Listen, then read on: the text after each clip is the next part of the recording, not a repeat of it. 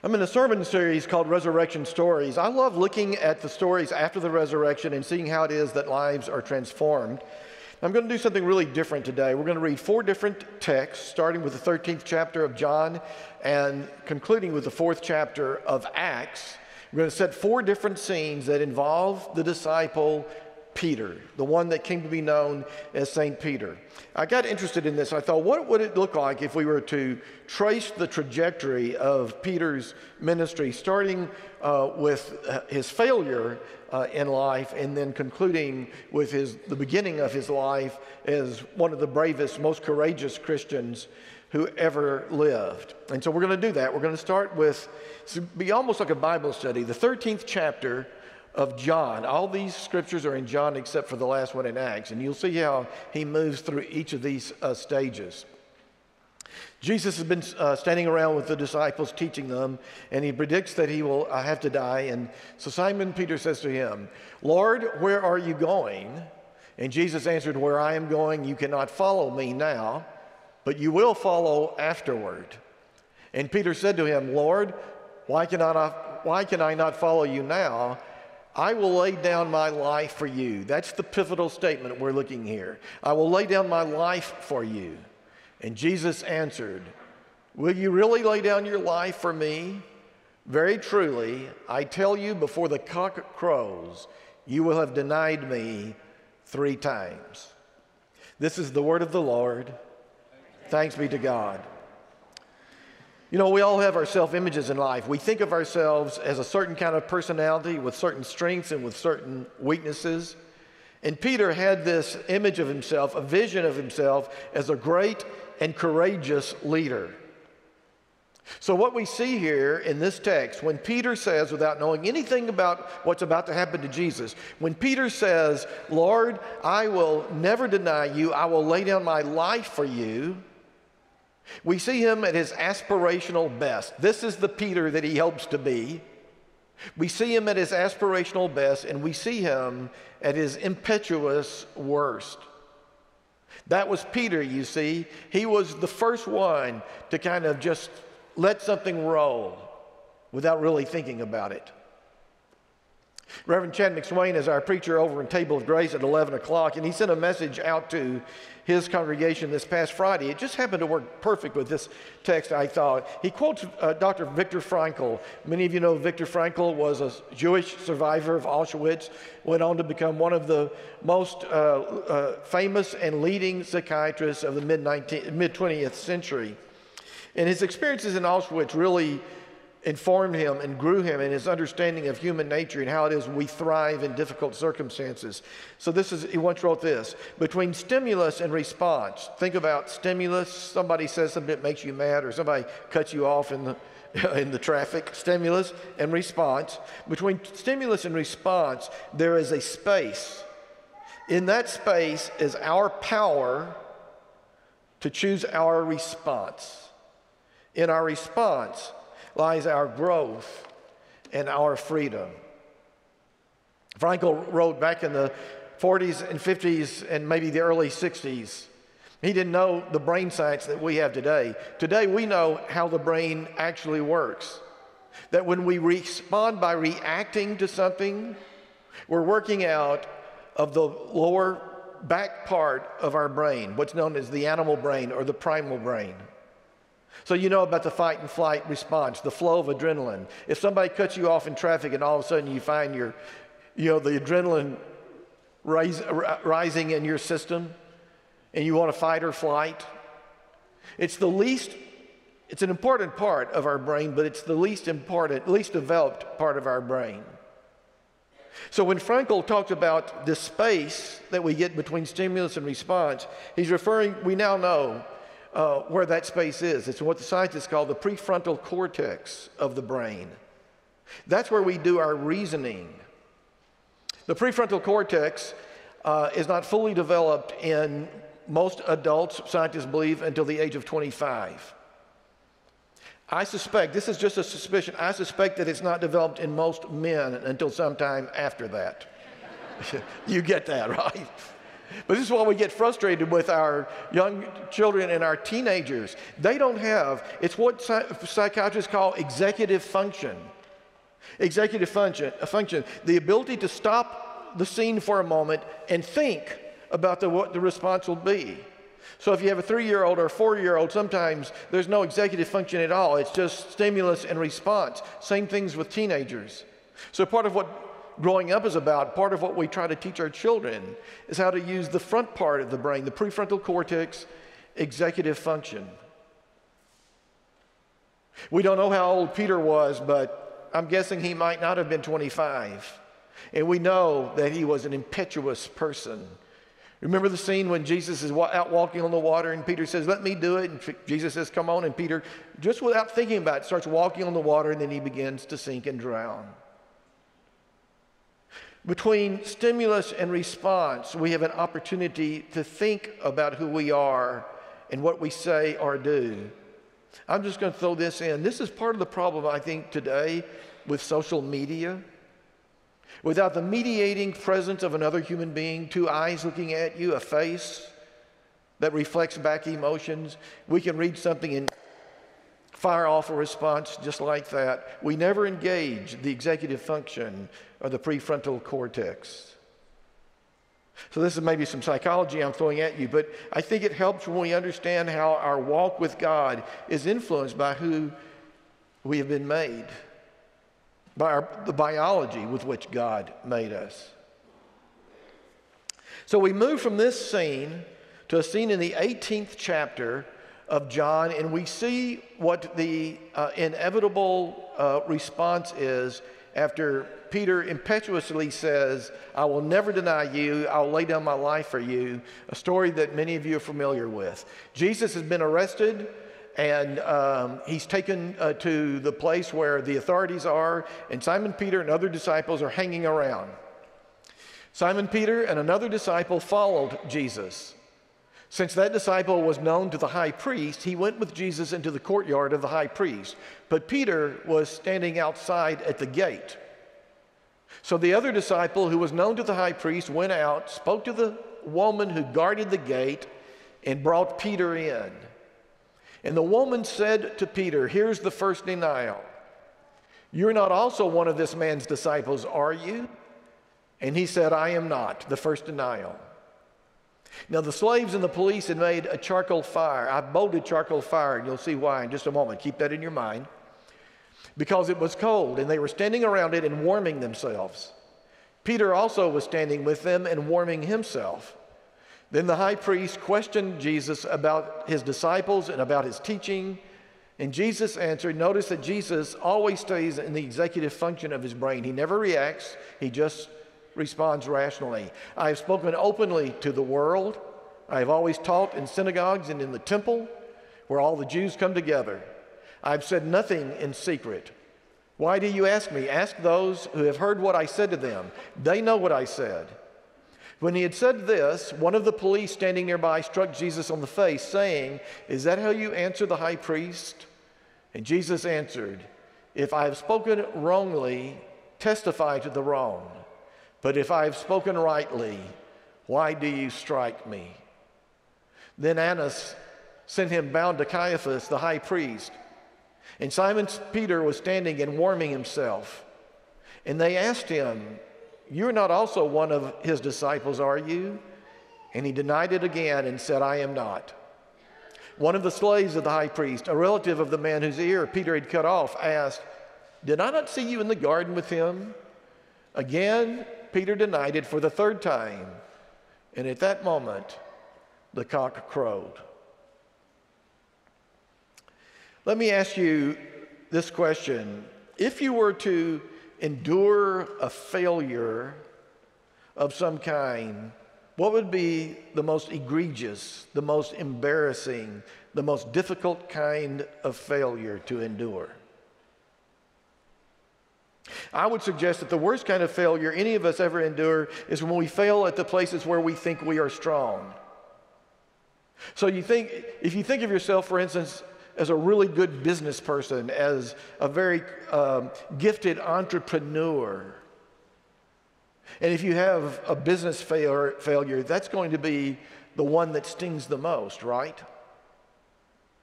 If you think of yourself as a very morally upright person, you pay attention to how you live your life, you pay attention to how others live your life, you think about a set of rules or principles that govern your life. And if you're one of those people and you have a moral failure, that's the one that's going to come closer than anything else to destroying your life. What if you think of yourself in terms of your strength? You think of yourself as a very relational person. You know what friendship and love means. You know what loyalty means. And you perceive yourself as a person who knows how to make lots of friends and knows how to keep friends and what loyalty means. If that's how you see yourself, it's going to be a relational failure that will come closest to destroying you. The breakup of a friendship or the breakup of a marriage.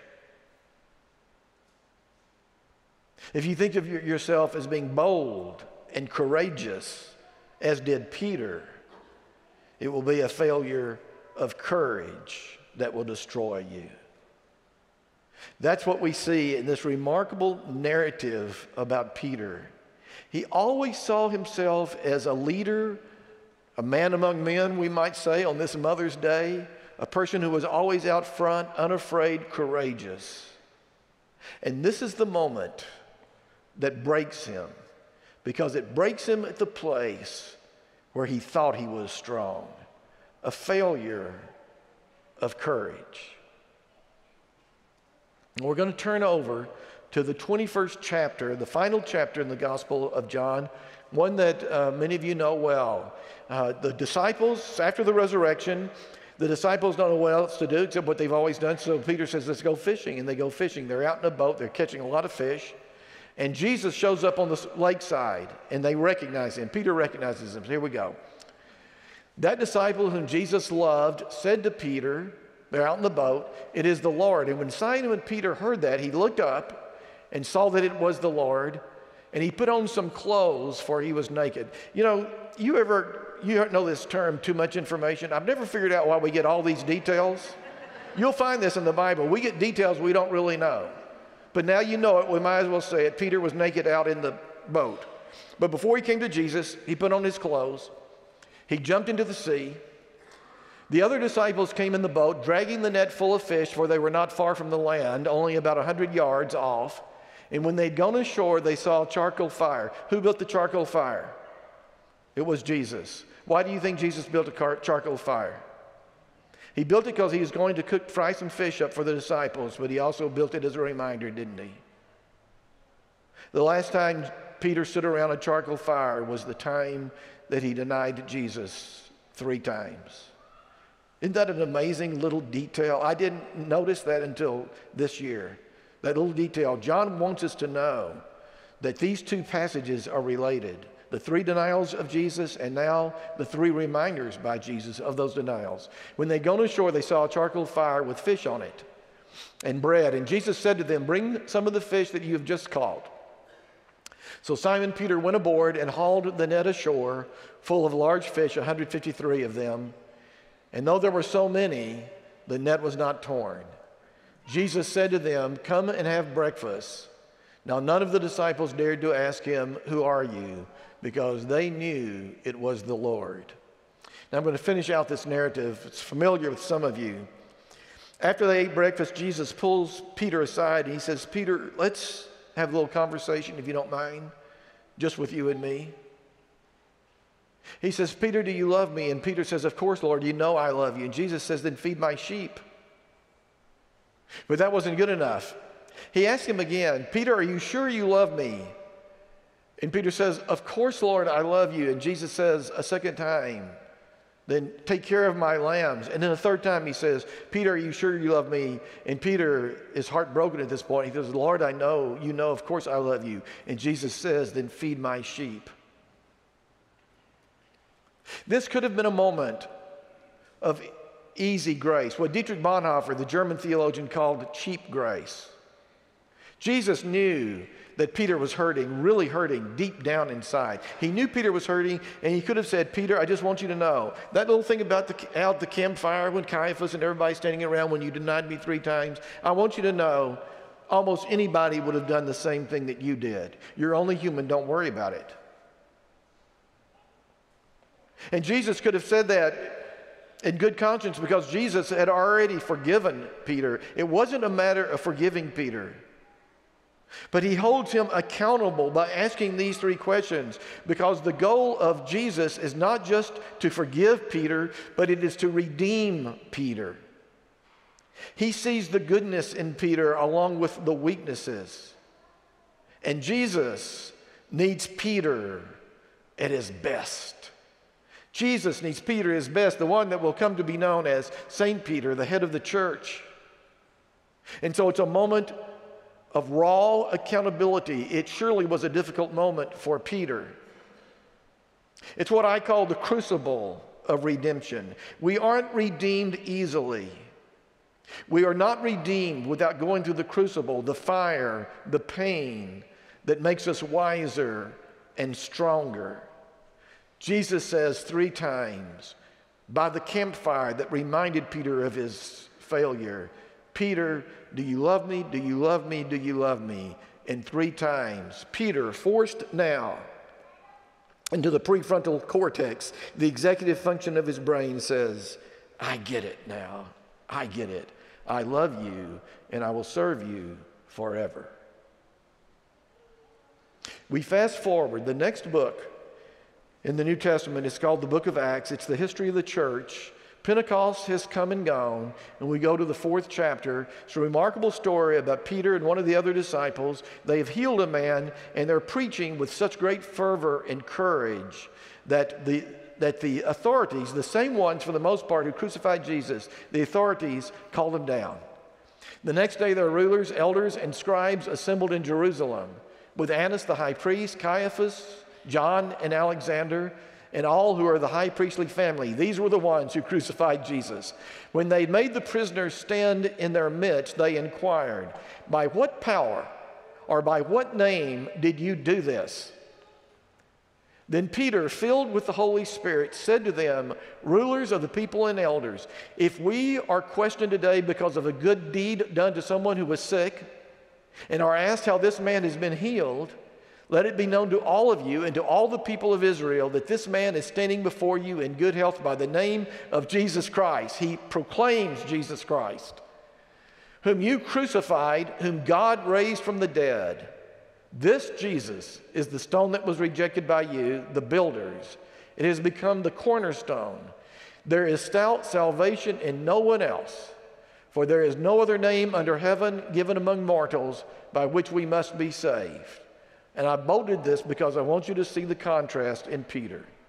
Now when they saw the boldness of Peter and John and realized that they were uneducated and ordinary men, they were amazed and recognized them as companions of Jesus, the reversal of what we saw in chapter 18. And here we see a life fully redeemed and fully transformed. Peter has come full circle from the person who believes he is courageous but who fails, who denies his Lord, to a man fully redeemed, transformed with such utter courage. Hemingway said that life breaks us all, and some of us, it leaves us stronger at the broken places. That's what happened with Peter, isn't it? That's what happens with those who are redeemed. We are broken at the strong places sometimes, and sometimes we are redeemed and made stronger at the strong places. In today's world, we measure human achievement and accomplishment through basically 2 things: success and fame. Those are the 2 things we worship in today's world: success and fame. And culturally, we have this understanding that you can achieve success and fame in an unbroken manner by just doing the right things. That if you graduate from high school and go to the right college, preferably an Ivy League college, do well in college, get your degree, and go to the right company, that you can move up the ladder of success or fame without being broken at all. And you and I know that that's a lie. The Bible gives us a much more realistic story, starting with Adam and Eve and going to Jacob and Moses and David and Peter throughout the New Testament. The Bible tells us about good human beings who are flawed human beings. And every one of the great ones had failures in their lives. But the Bible tells us about how God takes our failures and redeems us and makes us stronger. So if we're to be really honest today, that's the one thing you and I have in common. Every single one of us, we've all failed at some point. For some of us, it's been a business failure. For others, it's been a moral failure. For others, a relationship failure or a failure of courage. And some of us can claim all of those. The Bible tells us that failure is the way that God heals us and redeems us and makes us stronger. Thanks be to God. Amen.